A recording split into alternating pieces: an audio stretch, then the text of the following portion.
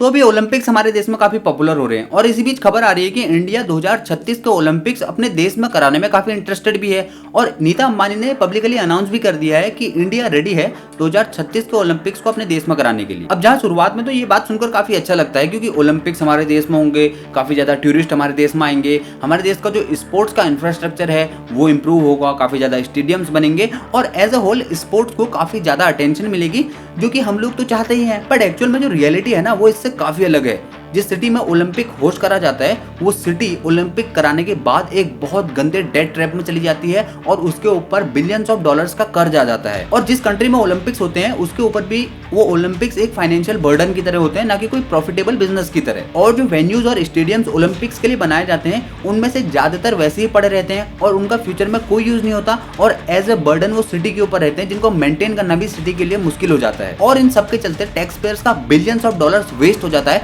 इस गेम को कराने में। तो आज की इस वीडियो में मैं आपको यही बताऊंगा कि कैसे जो ओलंपिक्स इतना बड़ा गेम था वो एक लॉस मेकिंग बिजनेस बन गया कंट्रीज के लिए, और कैसे इंडिया अपने बिलियंस ऑफ डॉलर्स को वेस्ट करने जा रहा है ओलंपिक्स होस्ट करके 2036 का। और एक ऐसा तरीका है भी जिससे इंडिया पॉजिटिवली काफी अच्छे तरीके से ओलंपिक्स को अपने देश में होस्ट करा सकता है, जस्ट लाइक G20। तो इन्हीं सारी चीजों के बारे में बात करूंगा, तो वीडियो में आगे बने रहना। साल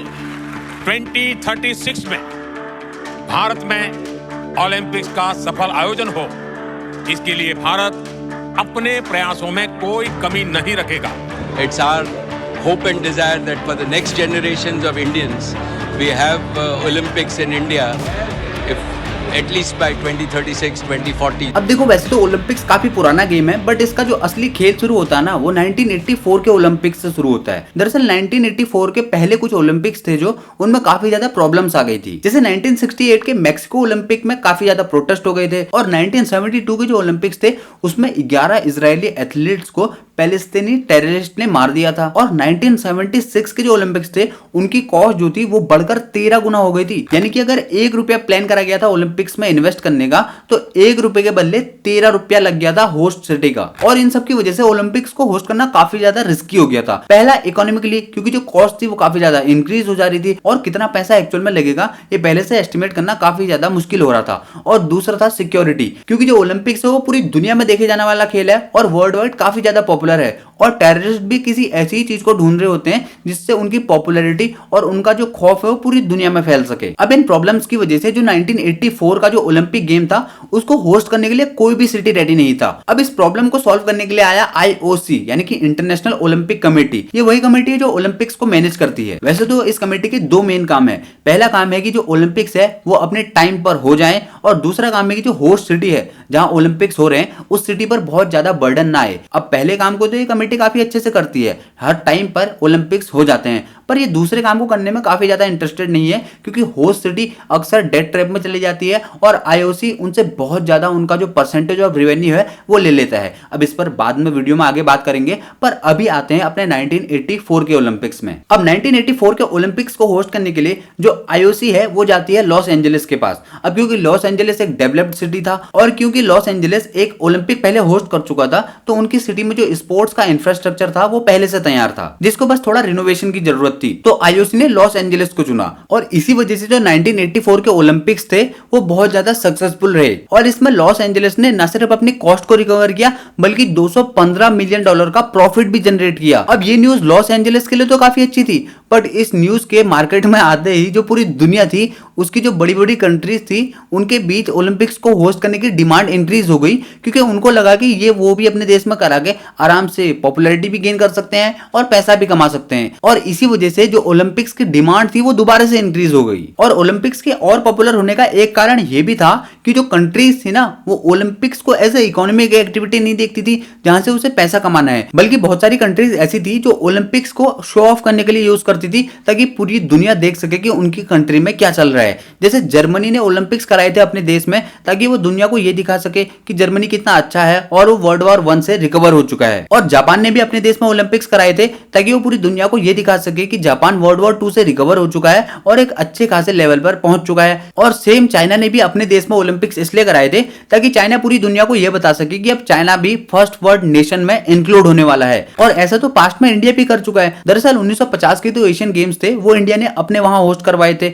पर हमारे पास इतना पैसा नहीं था तो हमने उस पैसे को लोन लिया और जिस वजह से ये गेम एक साल लेट हुए और 1951 में इन गेम्स को कराया गया, क्योंकि हम इन गेम्स के जरिए दुनिया को ये दिखाना चाहते थे कि इंडिया आजाद होने के बाद खुद से रह सकता है और हमें बाहर वाले कंट्रीज की कोई जरूरत नहीं है, हम एक सेल्फ सस्टेनिंग खुद से चलने वाली कंट्री बन सकते हैं। तो ये तो बात थी उन कंट्रीज की जो ओलंपिक्स को एज ए शो ऑफ दिखाना चाहती है, बट जो इंटरनेशनल ओलंपिक कमेटी है वो भी कुछ फायदे गिनाता है कंट्रीज को, जिस वजह से कंट्रीज को ओलंपिक्स को अपने देश में कराना चाहिए। जो आईओसी है वो सबसे पहला फायदा गिनाता है टूरिज्म का। आईओसी कहता है कि जिस भी सिटी में ओलंपिक्स होंगे उस सिटी को पूरी दुनिया में एक ग्लोबल पहचान मिलेगी, जिस वजह से दूर दूर से लोग उस सिटी में घूमने आएंगे और ओलंपिक्स के दौरान भी उस गेम को देखने के लिए लाखों लोग उस शहर में आएंगे, जिस वजह से वहां का टूरिज्म है वो काफी ज्यादा इंक्रीज होगा और प्रमोट होगा। और आईओसी इस चीज को क्लेम करने के लिए काफी ज्यादा रिसर्च रिपोर्ट्स को भी दिखाता है, बट ये रिसर्च रिपोर्ट्स में कितनी ज्यादा सच्चाई है ये तो मैं अभी आपको थोड़ी देर में बताऊंगा, बट अभी के लिए मान लेते हैं कि टूरिज्म इंक्रीज होता है। इसके अलावा जो दूसरी चीज आईओसी कहता है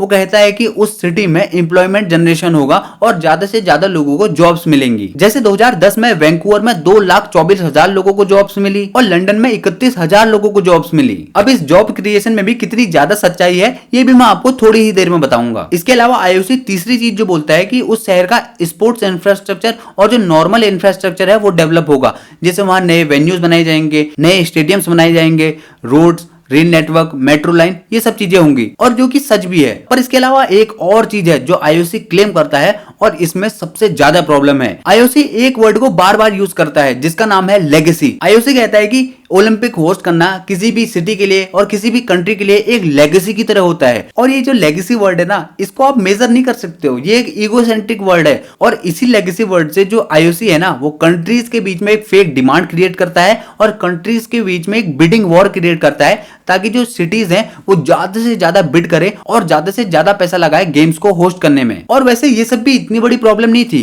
क्योंकि पहले जो ओलंपिक गेम्स होते थे वो ज्यादातर डेवलप्ड कंट्रीज में होते थे और डेवलप्ड कंट्रीज का जो इंफ्रास्ट्रक्चर है वो तो पहले से ही डेवलप होता है और वहां बहुत सारी स्पोर्ट्स की फैसिलिटीज भी होती है, जिस वजह से जो नए इंफ्रास्ट्रक्चर है वहां जो पैसा खर्च होता है वो काफी कम होता है और डेवलप्ड कंट्रीज अफोर्ड कर सकती है इतने बड़े गेम को होस्ट करना और वहां से कोई भी पैसा इन रिटर्न एक्सपेक्ट ना करना। बट सबसे बड़ी प्रॉब्लम तब शुरू हो गई जब डेवलपिंग कंट्रीज ने भी इस बिडिंग वॉर में बहुत बढ़ चढ़कर पार्टिसिपेट करना शुरू कर दिया। अब क्योंकि डेवलपिंग कंट्रीज के पास अच्छा इंफ्रास्ट्रक्चर नहीं होता, स्पोर्ट्स की फैसिलिटीज नहीं होती, तो डेवलपिंग कंट्रीज को ये सब नए सिरे से बनाना पड़ता है और जिस वजह से जो डेवलपिंग कंट्रीज की कॉस्ट होती है वो 4-5 गुना ज्यादा आती है in comparison to developed countries. जैसे 2016 के रियो ओलंपिक्स की जो कॉस्ट थी वो $20 बिलियन थी, 2008 के बीजिंग ओलंपिक्स की कॉस्ट $40 बिलियन थी और 2014 के सोची रशिया के जो ओलंपिक्स थे उनकी जो कॉस्ट थी वो $51 बिलियन थी और कुछ रिपोर्ट्स तो ये कहती है कि ये कॉस्ट एक्चुअल में $64 बिलियन थी और इसी वजह से डेवलपिंग कंट्रीज का बिलियंस ऑफ डॉलर ज्यादा खर्च हो जाता है इस गेम को होस्ट करने में। अब हमने ये तो जान लिया कि क्या क्या पॉसिबल आउटकम्स हो सकते हैं, अब हम ये जानेंगे कि कैसे ओलंपिक्स किसी भी सिटी को एक डेड ट्रैप में फंसाता है और उसको 20 से 25 साल पीछे धकेल लेता है और कैसे ओलंपिक्स कराना भारत के लिए आत्महत्या करने जैसा होगा, क्योंकि भारत एक डेवलपिंग नेशन है और वो 20 से 25 बिलियन डॉलर एक गेम में इन्वेस्ट तो बिल्कुल नहीं कर सकता है। और लास्ट में मैं आपको वो एक तरीका बताऊंगा जिससे भारत शायद ओलंपिक्स होस्ट कर सकता है, वो भी काफी अच्छे तरीके से। अब सबसे पहले बात करते हैं कि जो इंटरनेशनल ओलंपिक कमेटी है वो क्लेम करती है कि ओलंपिक्स किसी भी शहर में कराने से उस शहर का जो टूरिज्म है वो इंक्रीज होगा और इसके लिए वो बहुत सारे रिसर्च रिपोर्ट्स को कोट करती है। पर इसमें जब अगर आप थोड़ा डीप जाकर देखेंगे तो आप देखेंगे कि जो आईओसी है वो इन रिसर्च रिपोर्ट्स को फंड करती है ताकि ये दिखा सके कि इससे टूरिज्म में इंपैक्ट पड़ता है। बट जो इंडिपेंडेंट रिसर्च रिपोर्ट्स हैं वो ये क्लेम करती हैं कि इससे टूरिज्म में कोई फर्क नहीं पड़ता और बल्कि एक नेगेटिव फर्क पड़ता है, क्योंकि जो होस्ट सिटी है वहां सिक्योरिटी रीजन की वजह से जाना काफी ज्यादा मुश्किल होता है, जिसके लिए काफी ज्यादा पेपर वर्क्स करने होते हैं और जो लोग उस सिटी में वैसे प्लान कर रहे होते हैं घूमने के लिए वो अपने प्लान्स को डिले कर देते हैं इसी सिक्योरिटी रीजंस की वजह से। और इसका एक बहुत बड़ा एग्जांपल है 2008 का बीजिंग ओलंपिक्स, जहां बीजिंग में नॉर्मली बहुत ज्यादा लोग घूमने आते थे, वो नंबर काफी ज्यादा घट गया था ओलंपिक्स के दौरान। तो ओलंपिक्स कराने का जो एक्चुअल में टूरिज्म में इंपैक्ट है वो कुछ भी नहीं होता है बल्कि नेगेटिव इंपैक्ट होता है। अब इसके इसके अलावा ओलंपिक कमेटी क्लेम करती है कि इससे वहां एम्प्लॉयमेंट अपॉर्चुनिटी जनरेट होंगी। अब यार ये तो आम सी बात है कि कोई देश कोई इंफ्रास्ट्रक्चर बना रहा है तो वहां कुछ लोग काम करेंगे और एम्प्लॉयमेंट अपॉर्चुनिटी जनरेट होगी। अब इसी वजह से हम कुछ भी बिल्डिंग कहीं भी खड़ी तो नहीं कर सकते ना। हम किसी भी जो प्रोजेक्ट है पहले उसकी इकोनॉमिक रिटर्न को कैलकुलेट करते हैं, उसके बाद उसमें इन्वेस्ट करते हैं। तो ओलंपिक कमेटी का ये क्लेम भी काफी ज्यादा गलत हो जाता है कि इससे एम्प्लॉयमेंट अपॉर्चुनिटीज आती हैं। इसके अलावा तीसरा क्लेम जो ओलंपिक कमेटी करती है वो ये कहती है कि जो होस्ट सिटी है उसका जो स्पोर्ट्स का इंफ्रास्ट्रक्चर है वो काफी तेजी से डेवलप होगा और 10 से 15 साल आगे चला जाएगा। अब ये भी सुनने में काफी इंटरेस्टिंग लगता है क्योंकि यार ओलंपिक्स कराने के लिए नए नए स्टेडियम्स बनाए जाएंगे, नए नए वेन्यूज क्रिएट करे जाएंगे, जो कि एक्चुअल में देख के ऐसा लगता है कि इससे स्पोर्ट्स इंफ्रास्ट्रक्चर बन रहा है। बट एक्चुअल में जब आप रियलिटी चेक करेंगे तो पास्ट में जितने भी सिटीज में स्पोर्ट्स इंफ्रास्ट्रक्चर बनाया गया है वो सारा का सारा इंफ्रास्ट्रक्चर डेड हो जाता है ओलंपिक्स खत्म होने के बाद, और सिटी के लिए वो एज अ बर्डन हो जाता है और उसको मेंटेन करना भी काफी ज्यादा कॉस्टली हो जाता है। जैसे 2008 के जो ओलंपिक्स थे उसमें एक स्टेडियम बना था बर्ड्स नेस्ट, जो कि ओलंपिक्स के बाद खाली पड़ा रहा और बीजिंग सिटी को उसको मेंटेन करने में हर साल $10 मिलियन एडिशनल खर्च करने पड़ते हैं। और पता है इस स्टेडियम को बनाने की कॉस्ट कितनी आई थी? $460 मिलियन। इसके अलावा रियो ओलंपिक्स में 27 में से 12 स्टेडियम्स को नया बनाया गया था जो कि ओलंपिक्स खत्म होने के बाद वैसे ही खाली पड़े रहे। और इसका सबसे फेमस एग्जांपल है रशिया के सोची ओलंपिक्स का $4 बिलियन की रेलवे लाइन। रशिया ने $4 बिलियन इन्वेस्ट करके नई रेलवे लाइन बिछाई थी सिर्फ और सिर्फ ओलंपिक्स के लिए, बट ओलंपिक्स के बाद उस रेलवे लाइन का कोई ज्यादा यूज नहीं हुआ और वो एज अ बर्डन हो गई रशिया के लिए। और ऐसे सारे प्रोजेक्ट्स को व्हाइट एलिफेंट कहा जाता है जिनको बनाने में तो वहां की गवर्नमेंट लाखों करोड़ रुपया खर्च कर देती है, बट वो आगे जाके किसी काम नहीं आते हैं और मेंटेन करना बहुत ज्यादा मुश्किल हो जाता है और वो सिटी पर एज अ बर्डन हो जाते हैं। और as a developing nation India को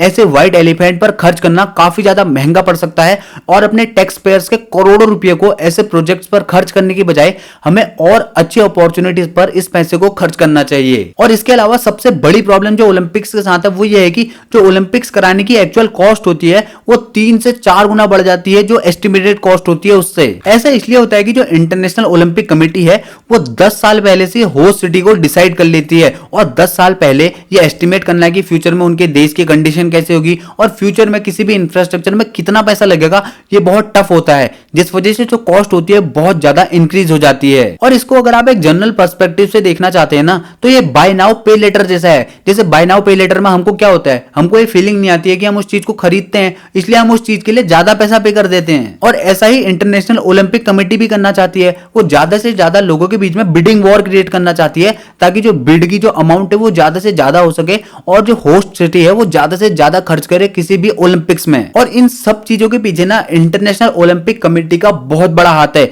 जहां इंटरनेशनल ओलंपिक कमेटी का ध्यान होना चाहिए था हर साल गेम्स को एक इकोनॉमिक तरीके से कराने का, पर उसका ध्यान है हर साल इसकी कीमतों को बढ़ाने का और ज्यादा से ज्यादा सिटीज के बीच में बिडिंग वॉर कराने का ताकि जो अमाउंट है वो इंक्रीज हो सके। और आईओसी का कोई इंटेंशन नहीं होता है कि वो होस्ट सिटी को प्रॉफिटेबल बनाए। इसका एक पॉपुलर एग्जांपल ये है कि जैसे जैसे लोगों ने टेलीविजन खरीदना शुरू किया और ओलंपिक गेम्स को टेलीविजन में देखना शुरू किया, वैसे वैसे जो होस्ट सिटी की जो ब्रॉडकास्टिंग राइट्स थे उनकी कीमतें बढ़ना शुरू हुई और आईओसी ने इसका पूरा फायदा उठाया। जहां शुरुआत में आईओसी इस ब्रॉडकास्टिंग अमाउंट का सिर्फ 5% लेता था, वहीं आज की डेट में ये परसेंटेज 60 से 70% तक पहुंच चुका है। यानी कि अगर होस्ट करने वाली सिटी 100 रुपए कमा रही है ब्रॉडकास्टिंग राइट से तो उसका 70 रुपया उसको आईओसी को देना पड़ता है। भले ही होस्ट सिटी कंगाल हो जाए पर आईओसी के मजे ही मजे। अब इन सब चीजों से हमें एक चीज तो क्लियर हो जाती है कि ओलंपिक कराना जो है वो कोई प्रॉफिटेबल बिजनेस नहीं है और यहाँ पैसा बर्बाद होना तो पक्का है। पर आखिर सोचने वाली बात यह है कि इंडिया इस गेम को कराने के लिए इतना ज्यादा इंटरेस्ट क्यों दिखा रहा है और क्या कोई ऐसा तरीका है जिस वजह से इंडिया इस गेम को प्रॉफिटेबली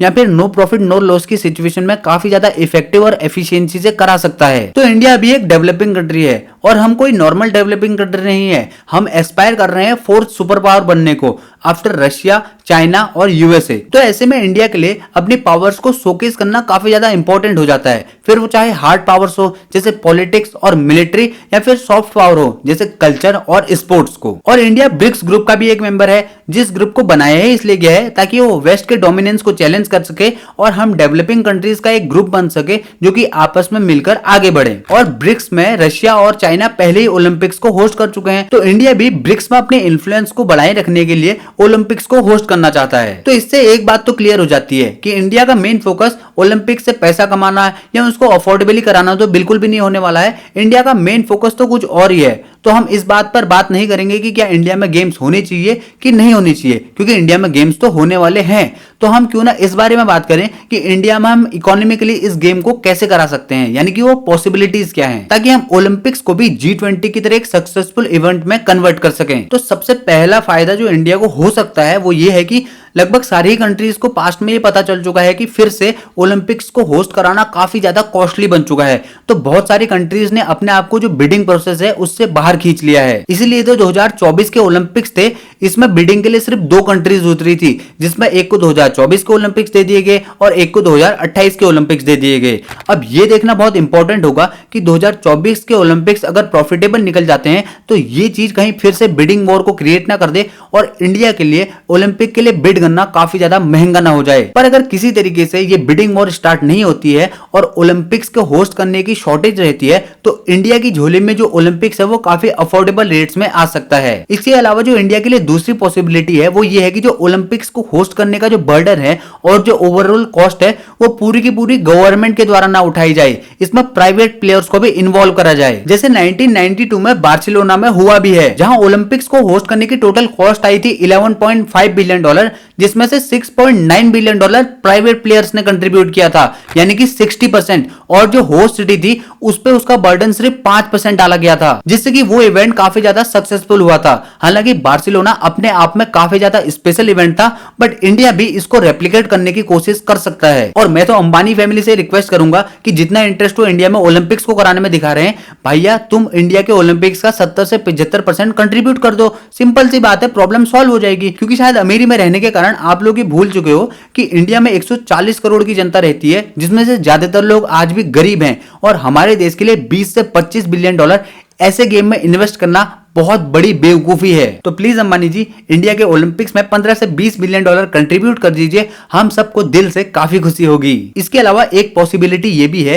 कि इंडिया IOC को ये रिकमेंड कर सकता है कि वो इसके बेसिक फॉर्मेट, जो कि एक ही शहर में स्पोर्ट्स को कराने वाला है, इससे चेंज होकर अलग अलग शहर में अलग अलग गेम्स को कराने वाला कर सके। इससे हमको काफी बड़ा एडवांटेज मिलेगा, क्योंकि हमारे शहर में अगर हम एक ही शहर में सारे स्पोर्ट्स एवेन्यूज को बनाएंगे और सारे स्टेडियम्स को बनाएंगे तो उनके अबेंडन होने के और उनके वेस्ट होने के काफी ज्यादा चांसेस हैं। पर अगर हम अलग अलग राज्य में अलग अलग स्पोर्ट्स फैसिलिटीज को डेवलप करेंगे तो काफी ज्यादा चांसेस हैं कि ओलंपिक्स होने के बाद भी उनका हम पूरी तरीके से यूज कर सके, जो कि हमारे स्पोर्ट्स इंफ्रास्ट्रक्चर को डेवलप करने में काफी ज्यादा कंट्रीब्यूट करेगी। और इससे एक फायदा ये भी है कि हम अपने टूरिज्म को एक्टिवली प्रमोट भी कर पाएंगे, क्योंकि हमने ये तो देख लिया है कि एक शहर में ओलंपिक कराने से टूरिज्म में कोई फायदा नहीं रहता है, बट अगर हम इसको 8-10 शहरों में करवाते हैं तो इससे हम अपने टूरिज्म को काफी ज्यादा अच्छे से मार्केट कर सकते हैं। वैसे इंडिया के जो ओलंपिक्स को होस्ट करने की एस्टिमेटेड कॉस्ट बताई जा रही है वो 15 से 20 बिलियन डॉलर बताई जा रही है, और मेरा पर्सनली मानना यह है कि इस अमाउंट को ओलंपिक्स में लगाने से अच्छा यह है कि हम अगले 10 से 15 साल में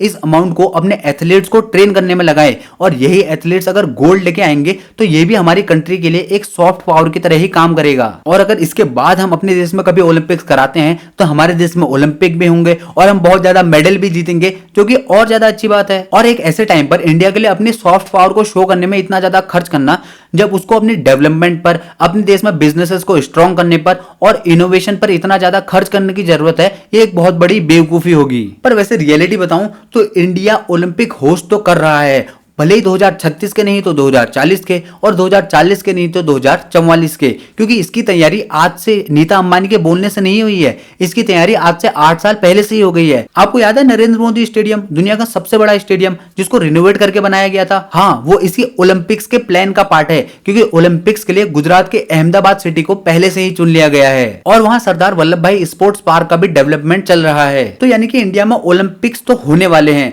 अब वो कैसे होंगे, कितने एफिशिएंट तरीके से होंगे और कब होंगे, ये देखने वाली बात है। और ये हमारे देश के लिए एक बहुत बड़ा चैलेंज भी होगा कि हम इतने बड़े मेगा इवेंट को कितने अच्छे तरीके से करा सकते हैं, और एक बहुत बड़ा सिक्योरिटी चैलेंज भी होगा, क्योंकि हमारे पड़ोसी देश हमारे देश में आतंकवादी हमले कराने के लिए हमेशा तैयार रहते हैं। तो ये इवेंट उनके लिए एक बहुत अच्छी अपॉर्चुनिटी होगा हमारे देश में एक आतंकवादी हमला करने के लिए। वैसे अगर आप जानना चाहते हैं कि वर्ल्ड वॉर 2 में अमेरिका ने जापान के ऊपर न्यूक्लियर बम क्यों फोड़ा, तो आप इस वीडियो को चेकआउट कर सकते हैं। मैं मिलता हूं आपसे किसी और वीडियो में, तब तक के लिए जय हिंद, वंदे मातरम।